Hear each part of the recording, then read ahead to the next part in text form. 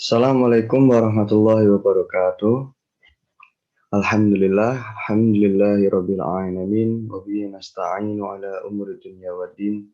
Wassalatu wassalamu ala sayyidil mursalin sayyidina wa maulana Muhammadin wa ala alihi wa sahbihi ajma'in. Amma ba'du. Oke, sebelum kita memasuki pokok dari presentasi kami, izinkan kami untuk memperkenalkan diri. Kami adalah kelompok yang akan menjelaskan tentang yang namanya skalar dan vektor.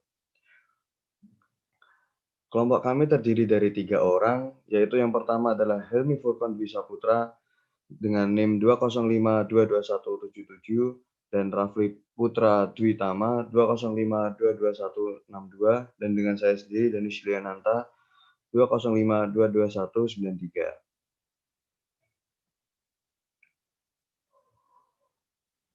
Jadi sebelum kita memasuki ke skalar dan vektor, tentunya kita harus mengetahui yang namanya motion of object, yaitu pergerakan suatu benda. Nah, dalam fisika kita ketahui bahwa ada yang namanya distance, yaitu jarak, displacement, perpindahan, speed, kecepatan, terus kemudian velocity dan akselerasi. Nah, itu semua dikategorikan dalam dua kategori, yaitu yang namanya skalar dan vektor. Jadi motion of object itu dibagi menjadi dua, dan dua ini kemudian akan menjadi turunan-turunannya. Sebelum kita ke turunannya, alangkah baiknya kita untuk mengenal yang namanya pengertian dari skalar dan vektor. Skalar yaitu kuantitas yang hanya dijelaskan dengan magnitud atau nilai saja. Jadi skalar itu hanya mengandung sebuah nilai angka yang menentukan dari nilai skalar tersebut. Kemudian kalau vektor itu merupakan sebuah besaran yang memiliki arah. Jadi bedanya itu kalau vektor itu punya nilai serta juga punya arah gitu. Vektor digambar sebagai anak panah yang menunjukkan arah vektor dan panjang garisnya disebut besar vektor.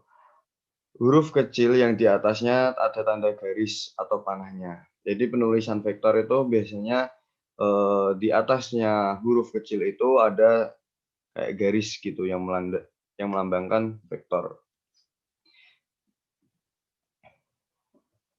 Oh ya, sebelum kita lanjut lagi, jadi perbedaan antara skalar dan vektor itu terdapat pada arahnya. Jadi kalau skalar itu dia hanya menjelaskan suatu magnitude atau nilai saja. Jadi tidak menggunakan arah. Berbeda dengan vektor.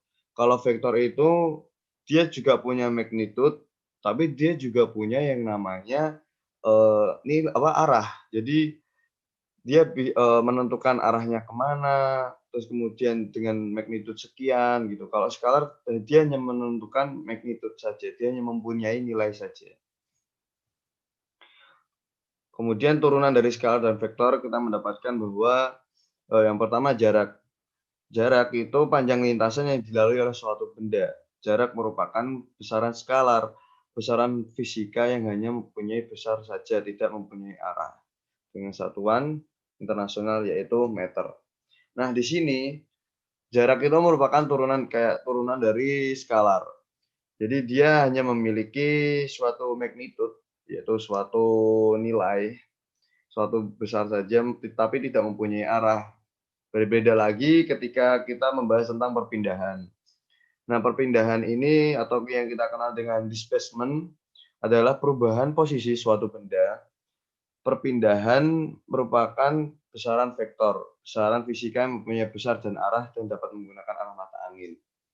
Nah, jadi di perpindahan ini itu dia juga mempunyai suatu magnitude, tapi dia juga mempunyai suatu arah. Nah, arahnya itu kita bisa menggunakan menggunakan arah mata angin, kita juga bisa menggunakan kanan, kiri, ke depan, ke belakang gitu. Untuk mengetahui arah dari benda tersebut bergeraknya kemana. Nah, kalau tadi jarak merupakan turunan dari besaran skalar, perpindahan ini merupakan dari besaran vektor karena dia juga menentukan arah, dia juga mempunyai nilai arah gitu. Kemudian lanjut lagi. Nah, kita ke soal biar supaya kita akan lebih memahami dan mengerti perbedaan antara skalar dan vektor. Jadi di sini soalnya seorang bersepeda ke arah timur sejauh 3 kilometer dan berbelok ke arah selatan sejauh 2 kilometer. Di perempatan jalan, seorang tersebut berbelok ke arah barat sejauh 3 kilometer dan di pertigaan seorang tersebut mengambil jalur ke arah ke arah utara sejauh 2 kilometer dan berada di posisi yang awal ketika dia bersepeda. Nah, jadi di sini ya teman-teman dia dia di sini kemudian ke arah 3 kilometer ke arah selatan, ke arah timur. Jadi dia kalau kita menghadap ke utara, dia berarti berjalan ke kanan sejauh 3 kilometer. Kemudian dia belok ke kanan lagi untuk mengambil jalur ke selatan sejauh 2 kilometer. Kemudian belok kanan lagi, dia ambil, yaitu ke arah barat dengan sejauh 3 kilometer, kemudian belok kanan lagi, dia mengambil ke arah utara sejauh 2 kilometer. Nah, di sini tentunya kita bisa mengetahui ini, mana sih yang menjadi, perbedaan antara antara perbedaan antara jarak dan perpindahan. Nah, meskipun kalau kita menilai secara normalnya, yaitu pasti kan jarak yang ditempuh itu, kalau kita sebelum mengenal yang namanya perpindahan, kita pasti mengiranya bahwa orang yang bersepeda tersebut sudah mengalami suatu perpindahan. Nah, ternyata dia memiliki suatu perpindahan, namun nilainya nol. Nah, kenapa bisa begitu? Nah, ini kita harus, ketika kita sudah memahami suatu, yang namanya jarak dan perpindahan, kita akan mengetahui kenapa perpindahannya bisa nol. Nah, meskipun jarak yang ditempuh ini adalah sejauh 10 kilometer, namun perpindahannya hanya 0 meter. Mengapa demikian? Karena seorang yang bersepeda tersebut memulai mengayuh sepedanya dan berhenti di tempat yang sama ketika dia mulai mengayuh. Nah, contohnya semisal kayak gini, eee jadi kalau perpindahan itu karena dia mempunyai arah, nah ketika arahnya berlawanan, dia akan saling meng-cancel. Semisal kita berjalan ke arah timur sejauh 3 kilometer. Kemudian kita berhenti di titik itu, kemudian kita berjalan lagi ke arah barat sejauh 3 kilometer. Nah, dua arah yang saling bertentangan dan saling berkebalikan. Nah, jadi ketika ada suatu hal yang kayak tersebut, dia kan otomatis kembali ke titik yang awal tadi. Nah, mengapa dikatakan nol? Karena dia bergerak tapi dia kembali ke titik awal lagi. Jadi dia tidak mengalami suatu perpindahan. Namun ketika kita menghitung dengan jaraknya, itu dia telah mengalami, jarak sebanyak 6 kilometer. Nah, jadi yang dikatakan, bedanya perpindahan dan jarak adalah di sini, gitu.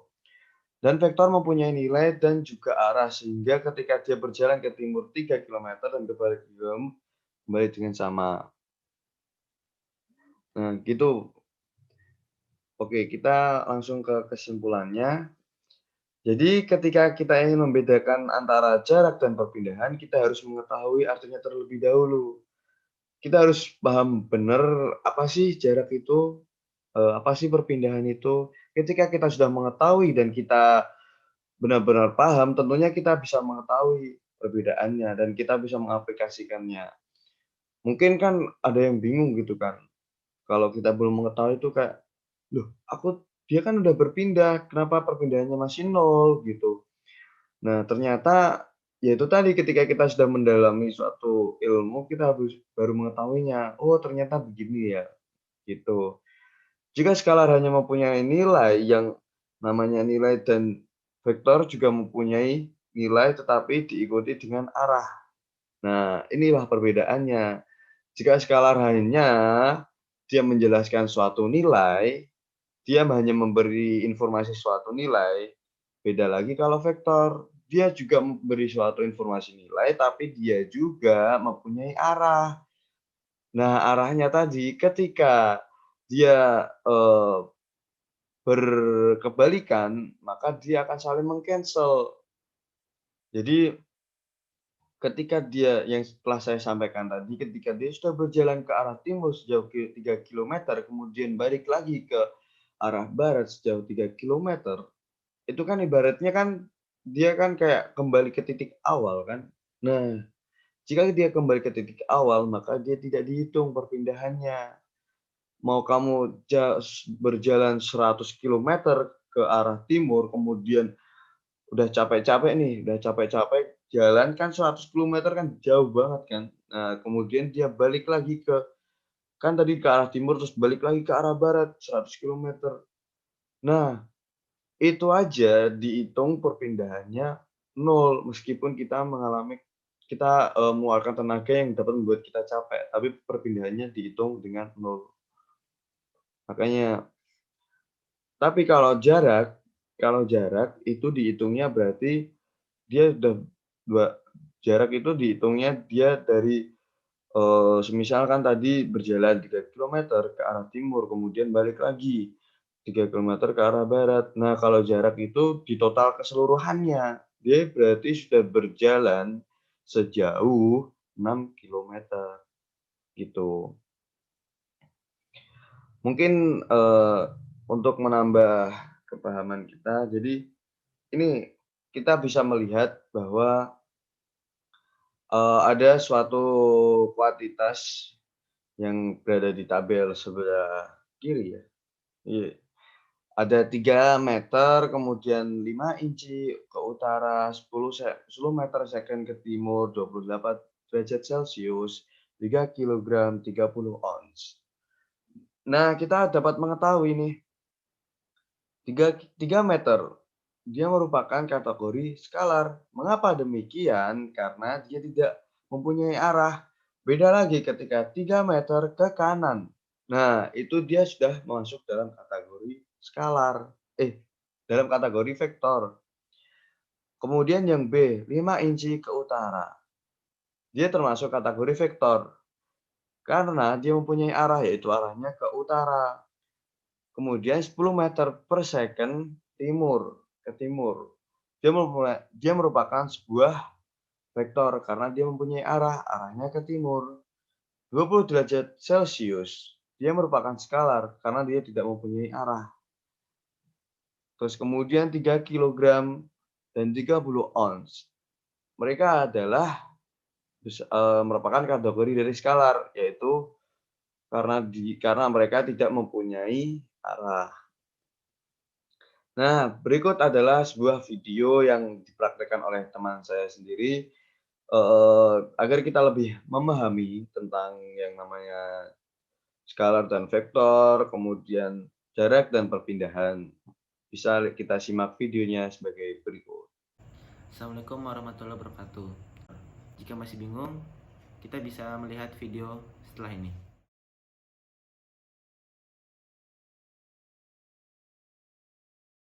Setelah menonton video tadi, kita dapat melihat skalar pada video tersebut adalah 5 meter. Bagaimana tentang vektor? Kita dapat melihat pada video berikut ini.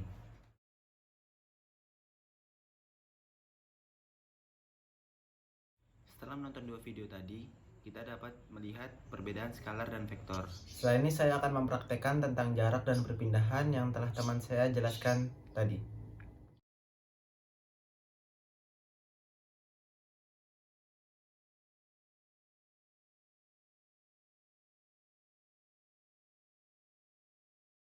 Setelah melihat video tadi, kita dapat menyimpulkan bahwa orang tersebut berjalan dengan jarak 5 meter, dan video kedua kita melihat perpindahan orang tersebut sejauh 3 meter. Assalamualaikum warahmatullahi wabarakatuh. Sekarang saya akan menjelaskan apa itu percepatan. Percepatan adalah semua objek yang memiliki perubahan kelajuan.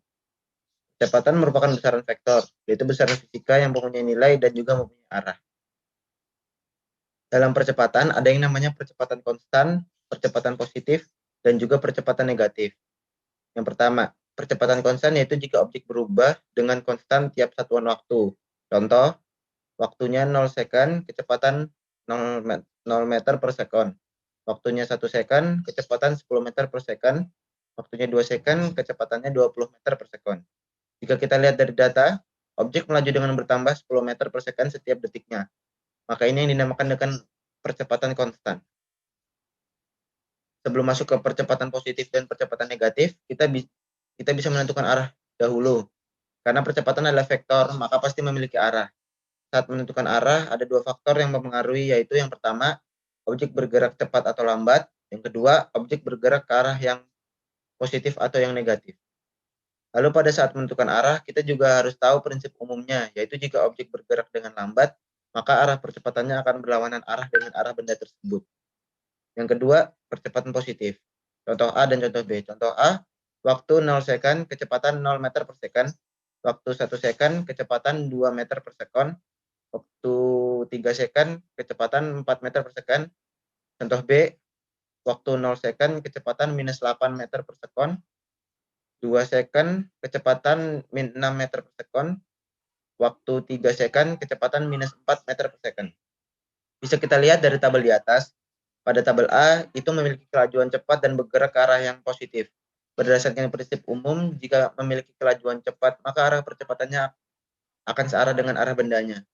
Pada tabel B memiliki kecepatan lambat dan bergerak ke arah yang yang negatif. Berdasarkan prinsip umum, jika memiliki kelajuan lambat, maka arah percepatannya akan berlawanan arah dengan arah bendanya. Yang ketiga, percepatan negatif. Contoh C. Waktu 0 second, kecepatannya 8 meter per second. Waktu 1 second, kecepatannya 6 meter per second. Waktu 3 second, kecepatannya 4 meter per second. Contoh D. Waktu 0 second, kecepatannya 0 meter per second. Waktu 1 second, kecepatan min 2 meter per second. Waktu 3 second, kecepatan min 6 meter per second. Lalu untuk percepatan negatif bisa kita lihat dari tabel di atas, yaitu pada tabel C memiliki kelajuan lambat dan ke arah positif. Berdasarkan prinsip umum, jika maka arah percepatannya akan berlawanan dengan arah bendanya. Dan di tabel D memiliki kelajuan cepat dan ke arah negatif. Berdasarkan prinsip umumnya, maka arah dari percepatannya akan searah dengan bendanya. Lalu pada percepatan juga ada rumus untuk menghitung rata-rata dengan rumus. Percepatan rata-rata sama dengan delta V per waktu, sama dengan V2 dikurangi V1 per T. Rumus ini bisa digunakan untuk contoh soal seperti di bawah. Dengan V2 sama dengan 50 meter per second, V1 sama dengan 0 meter per second, waktu sama dengan 5 second. Jika dimasukkan ke rumus, V2 dikurangi V1 dibagi waktu sama dengan 50 dikurangi 0 dibagi 5 sama dengan 10 meter per second. Sekian dari saya untuk penjelasan materi percepatan. Terima kasih. Di sini saya akan menjelaskan tentang kecepatan dan kelajuan. Pengertian dari kecepatan adalah seberapa cepat objek itu bergerak. Kecepatan merupakan besaran skalar, yaitu besaran fisika yang memiliki nilai saja, namun tidak memiliki arah. Dan jika objek bergerak dengan kecepatan yang tinggi, maka objek itu dapat mengcover jarak yang besar dalam waktu yang singkat. Namun sebaliknya, jika objek bergerak dengan kecepatan rendah, maka objek hanya mampu mengcover jarak yang kecil dengan waktu yang tidak jauh berbeda dengan yang berkecepatan tinggi. Dan jika objek tidak bergerak sama sekali, maka objek itu bernilai 0. Pengertian dari kelajuan yaitu kelajuan merupakan rasio perpindahan posisi dari posisi satu dan ke posisi yang lainnya. Kelajuan adalah besaran vektor, yaitu besaran fisika yang memiliki nilai dan arah. Berbeda dengan skalar, di vektor kita harus memiliki arah, dan menentukan arah pada vektor itu sangat mudah, yaitu kemana objek itu bergerak, maka arah kelajuannya pun sama dan tidak terpengaruh dengan kecepatannya. Dan jika vektor itu bergerak dari posisi awal, namun kembali lagi ke posisi itu, maka vektor itu memiliki kelajuan 0. Sebagai contoh, kelajuan adalah saat mengevaluasi kelajuan suatu benda, seseorang harus melacak arah dan tidak cukup untuk mengatakan bahwa sebuah benda memiliki kelajuan 60 mil per jam, karena kelajuan adalah bicara vektor, jadi harus memiliki arah. Berikutnya, cara menghitung kecepatan dan kelajuan. Caranya yaitu menggunakan rata-rata. Kenapa kita harus menggunakan rata-rata? Karena pada saat objek bergerak, kecepatan kita akan berubah-ubah. Jarang sekali kita bergerak dengan kecepatan yang konstan. Maka dari itu, kita menghitung dengan rata-rata kecepatan dan kelajuan. Dan di sini ada rumus kecepatan dan kelajuan. Yang pertama ada rumus kecepatan.